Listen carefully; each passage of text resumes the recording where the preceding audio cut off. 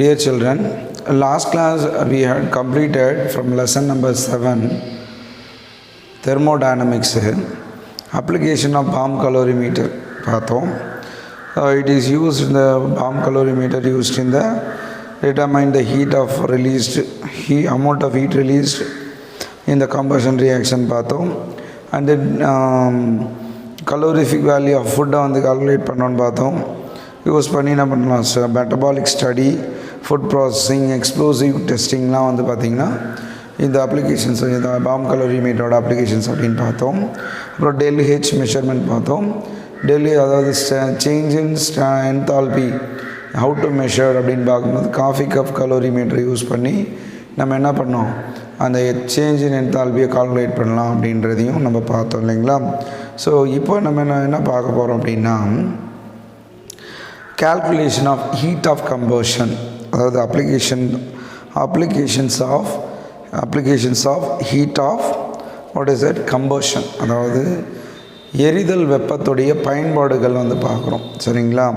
அப்போது என்ன பண்ணோம்னா, calculation of heat of combustion. First heat of கம்பஷன்னா ஒரு சப்ஸ்டன்ஸ் இருக்குது, அந்த சப்ஸ்டன்ஸை நம்ம பர்ன் பண்ணுறோம், அதுக்கு சர்டன் கண்டிஷன் இந்த ப்ரெசன்ஸ் ஆஃப் ஆக்சிஜன் இல்லைங்களா. Combustion, what is the condition for combustion?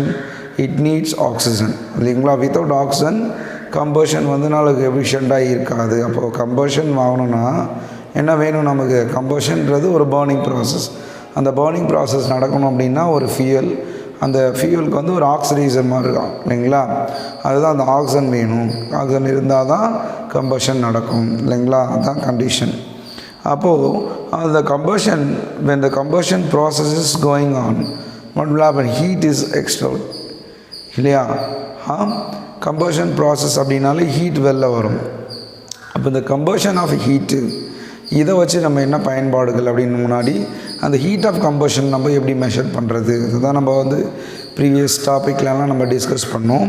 இங்கே வந்து பார்த்திங்கன்னா ஹீட் ஆஃப் கம்பஷன் அப்படின்னும் போது heat of combustion of organic compound எடுக்கணும். இந்த சப்ஸ்டன்ஸ் வந்து organic compound can be determined by with considerable easy considerable easy. They are employed to calculate heat of formation of the other compounds. அதை வச்சு நம்ம என்ன பண்ணலாம், மற்ற காம்பவுண்ட்ஸு கால்குலேட் பண்ணலாம். இங்கே என்ன சொல்கிறோன்னா, for example calculate the standard enthalpy of formation of what is that, என்னது மீத்தேனு. இங்கே பார்த்தீங்கன்னா தெரியும், standard enthalpy of formation of methane. அதாவது மீத்தேன் உருவாகுது. அப்போ உருவாகும் போது அந்த கம்பஷன் ரியாக்ஷனில் என்ன ஆகும்னா, கார்பன் அதாவது கிராஃபைட்டு வித் ஹைட்ரஜன் கேஸ் இது ரெண்டும் பர்ன் ஆகிட்டு தான் it undergoes combustion, then it forms what is that methane gas. அப்போ இந்த கம்பஷன் எப்படி நடந்து இந்த மீத்தேன் கிடைக்குது. அப்போ இந்த ஹீட் ஆஃப் கம்பஷன் வந்து என்ன மாதிரியான சேஞ்சஸாக இருக்கும். ஹீட் ஆஃப் கம்பஷன் அப்படின்னாலே நம்ம என்னென்னு படிச்சிருக்கோம், இட்ஸ் அன் எக்ஸோதெர்மிக் ப்ராசஸ் அப்படின்னு பார்த்துருக்கோம். அப்போ del H standard enthalpy of formation எப்படி சார் இருக்கும்னா நெகட்டிவாக தான் இருக்கும். அது கீழே பார்த்தீங்கன்னா தெரியும். ஸோ இது வந்து இதோட ஸ்டாண்டர்ட் என்தால்பியை கால்குலேட் பண்ணோம் அப்படின்னா, standard enthalpy of formation of methane which is equal to minus 74.7 kilojoules per mole. இதுதான் வந்து பார்த்திங்கன்னா standard enthalpy of formation of methane. It is an exothermic process. Del H will become negative na exothermic, del H will become positive அப்படின்னா endothermic reaction. வெப்பம் வெளிப்படுது அப்படின்னும் போது negative, வெப்பத்தை உருவாகுனா positive சரிங்களா.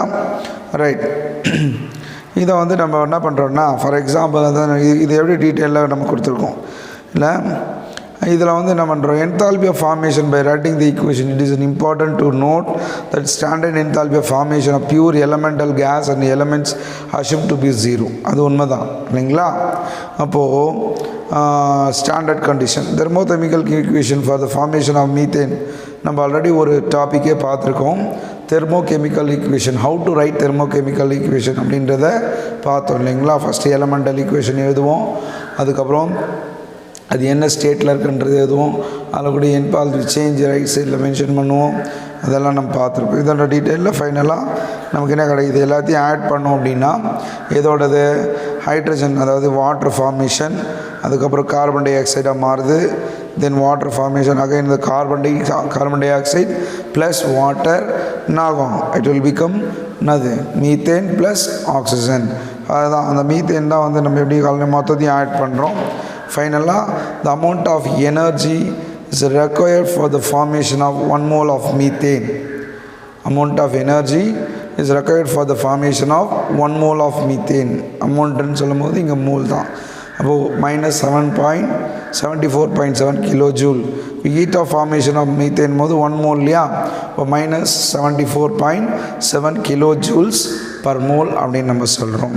நெக்ஸ்ட் நம்ம என்ன பார்க்க போகிறோம்னா calculation of calorific value of food and fuels. calorific value நான் இதை ப்ரீவியஸ் கிளாஸ்லேயே ஒரு சிலது இன்ட்ரோ சொல்லியிருப்போம். calorific value is defined as the amount of heat energy produced in calories, amount of heat produced when என்ன பண்ணுறோம், ஒரு ஃபுட்டு பேர்ன் ஆகுதுன்னு வச்சுக்கலாம், அல்லது ஒரு ஃபியூலை எரிக்கிறோன்னா அப்போ அதை எரிக்கும் போது எவ்வளோ அமௌண்ட் ஆஃப் ஹீட்டை வந்து ப்ரொடியூஸ் பண்ணுதோ அதுதான் நம்ம என்னன்னு சொல்கிறோம் இன் கலோரிஸில், அதுதான் கலோரிஃபிக் வேல்யூன்னு சொல்கிறோம். அப்போது joules or calories or joules when one gram of substance is completely burned. சரிங்களா, எவ்வளோனா 1 gram of substance எரிக்கும் போது எவ்வளோ அமௌண்ட் ஆஃப் ஹீட் வந்து ப்ரொடியூஸ் ஆகுது இன் கலோரிஸ் ஆர் ஜூல். இதுதான் வந்து calorific value of what is that, ஃபுட்டுன்னா ஃபுட்டு, ஃபியூவல்ஸ்னா ஃபியூவல்ஸ் அப்படின்னு சொல்கிறோம். For example the SI unit of calorific value வந்து என்னென்னா ஜூல்ஸ் பர் கிலோகிராம். நம்ம இங்கே என்ன சொல்கிறோம், எஸ்ஐ யூனிட் வந்து என்ன அப்படின்னா SI unit of calorific value வந்து பார்த்திங்கன்னா என்னது joules per kilogram, joules per kilogram அப்படின்னு நம்ம சொல்கிறோம். Usually expressed in per gram. யூஸ்வலாக நம்ம எப்படி சொல்லுவோம், பர் கிராம்னு சொல்கிறோம். எஸ்ஐ யூனிட் வந்து joules per kilogram, joules per kilogram அப்படின்னு நம்ம சொல்கிறோம். ஓகே, இதை வச்சு நம்ம என்ன பண்ணோம், ஹீட் ஆஃப் சொல்யூஷன், ஒரு கரைசலுடைய வெப்பத்தை வந்து பார்க்குறோம். Heat changes are usually observed when the substance is dissolved in solvent. அது நமக்கு தெரியும் சொல்கிறீங்களா.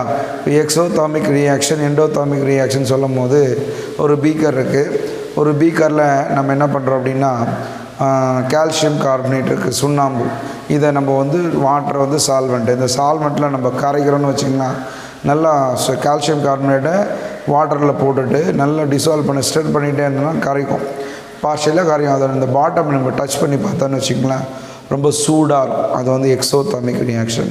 இல்லைன்னா என்ன பண்ணலாம், சோடியம் ஹைட்ராக்சைடு பெல்லட் இருக்கு இல்லையா, சோடியம் ஹைட்ராக்சைடு பெல்லட்டை வாட்டரில் டிசால்வ் பண்ண ஒரு பீக்கரில் போட்டு கரைச்சோம்னா when you touch the bottom it will become so hot, that is due to the reaction is exothermic அப்படின்னு அர்த்தம்.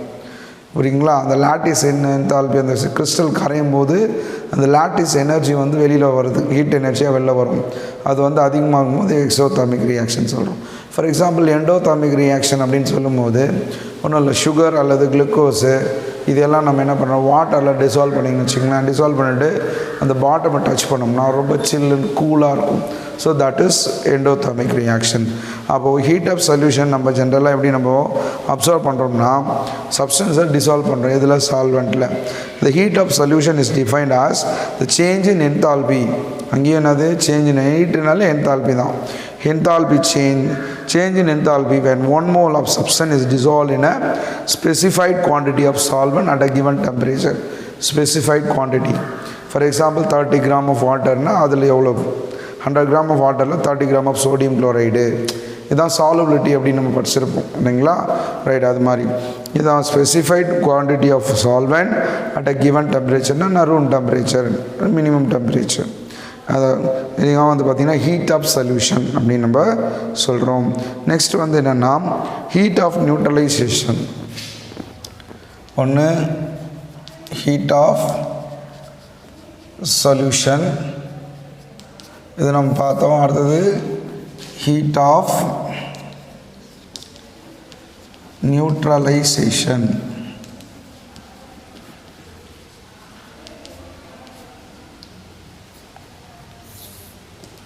ஹீட் ஆஃப் நியூட்ரலைசேஷன், நியூட்ரலைசேஷன் என்ன, நடுநிலையாக்கல். For example, when acid reacts with basic, then it will become neutral. It forms salt and water. For example, இங்கே பார்க்குறோம் அப்போது எவ்வளோ heat வெளிப்படுது. Heat of neutralization is defined as the change in enthalpy when 1 mole of 1 gram equivalent of an acid is completely neutralized by 1 gram equivalent of base, vice versa. மாற்றி விட சொல்லணும். 1 gram equivalent of acid completely neutralized with 1 gram equivalent of base, vice versa. Okay, so for example பார்க்குறோம் acid வந்து என்னது HCl எடுக்கிறோம். இங்கே நம்ம என்ன ஆட் பண்ணுறோம், எல்லாமே அக்வஸாக இருக்குது. NaOH அக்வஸ்னும் போது வாட்டர் வந்து அதை சால்வ் பண்ணுறோம். என்ன ஆகும், NaCl ப்ளஸ் H2 இல்லைங்களா. இதுதான் நம்ம இங்கே அக்வஸ் லிக்யூடு, இதுவும் அப்படியே சோடியம் குளோரைடும் அக்வஸாக இருக்குது.